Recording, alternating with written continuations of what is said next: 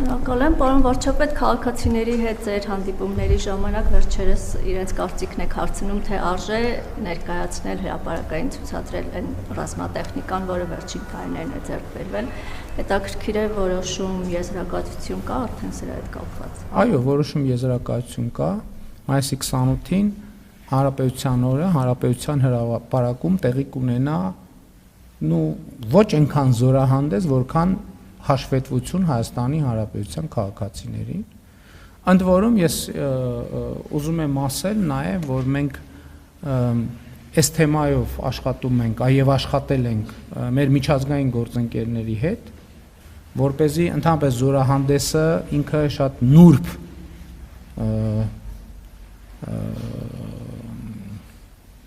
երևույթ է եւ կարա նաև տպավորություն ստեղծի խաղաղության օրակարգից շեղվելու, խաղաղության օրակարգից հրաժարվելու եւ մենք աշխատում ենք եւ շարունակելու ենք աշխատել միջազգային հանրության մեր գործընկերների հետ, ներառյալ տարածաշրջանի երկրների հետ, որպեսզի նրանք որևէ կերպ դա չընկալեն որպես խաղաղության օրակարգից հրաժարում։ Մենք դա ըստ էության ստիպված, ոչ թե ստիպված չէ, առիթ է, մենք եւ նաեւ հիշում եք, որ ես հայտարարել է, որ այն քաղաքացիների խմբերը, ովքեր ուզում են տեսնեն, ես հրավիրում եմ, որպեսզի մենք ցուցադրություն անենք, բայց քաղաքացիների այնքան մեծ թիվ է հերթագրվել, որ իրատեսական չի, որ մենք մարդկանց հերթով խմբերով տանենք, հրավիրենք եւ այնտեղ ցույց տանք, եւ էլ չեմ ասում, որ այդքան մարդ եթե եկավ տեսավ, այդ նշանակում է, որ ըստ էության լուրերով մի մասը շեղված տարածվելու այդ ինֆորմացիան դրա համար ավելի լավ է ցույց տանք եւ մայիսի 28-ին Հանրապետության հրապարակում ցույց կտանք մենք մեզ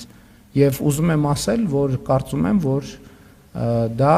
Հայաստանի Հանրապետության քաղաքացիների համար կլինի տպավորիչ տեսարան։